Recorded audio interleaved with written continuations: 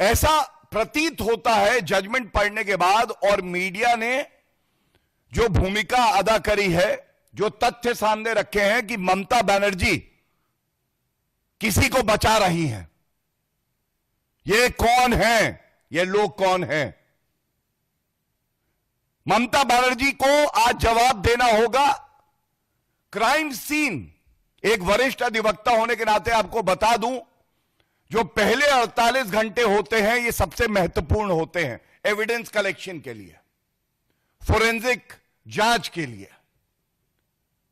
और ममता बनर्जी ने एक बयान दिया जब ये कुकर्म किया गया, जब ये जघन्य अपराध घटित हुआ, उसके एक दिन बाद कहा कि मैं सीबीआई जांच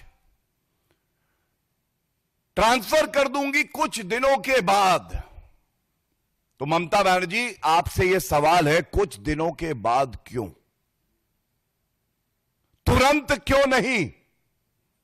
जिससे कि एक निष्पक्ष जांच सीबीआई करती, क्राइम सीन को प्रोटेक्ट करती, एविडेंस कलेक्ट होता और अपराधी को सख्त से सख्त सजा हो, डेथ सेंटेंस, फांसी की सजा हो, यह सुनिश्चित करती उसी एविडेंस के आधार पे। लेकिन ममता बनर्जी ने कहा अभी नहीं, कुछ दिन के बाद। और मैं अभी बताऊंगा कि कलकत्ता हाईकोर्ट ने क्या कहा है इस पे। तो ये जो कुछ दिन के बाद कहा, इसमें किस तरह से एविडेंस को डिस्ट्रॉय किया गया है, यह बड़ा चिंताजनक है ममता बनर्जी जी। और अब आपके सामने कुछ तथ्य रखता हूं। पश्चिम बंगाल सरकार ममता बनर्जी के आदेश पर क्या कर रही थी?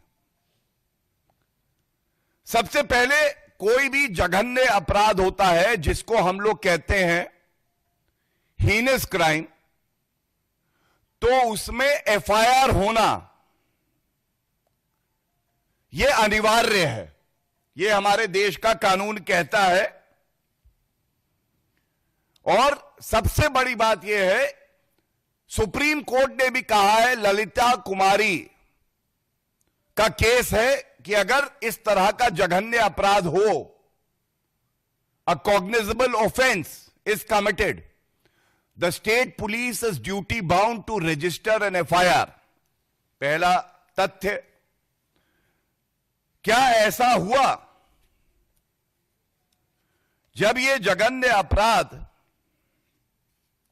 किया गया तो दुख की बात यह है कि एफआईआर नहीं करी गई, बल्कि पुलिस ने यह कहा कि अननेचुरल डेथ केस। ऐसा क्यों?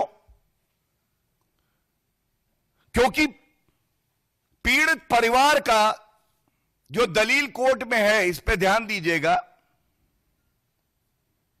पीड़ित परिवार ने कहा कि उनको एक फोन कॉल पहले आया और इस फोन कॉल में उनको बताया गया कि आपकी बेटी, जिसने रात में ही अपने परिवार से, अपने पेरेंट्स से बात करी है, उसकी तबीयत खराब है।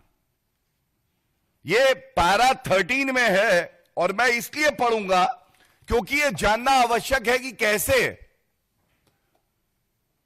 पूरे इस मामले को रफा दफा करने की साजिश ममता बनर्जी ने ही रची और जो अपराधी हैं उनको बचाने का कार्य कर रही थी।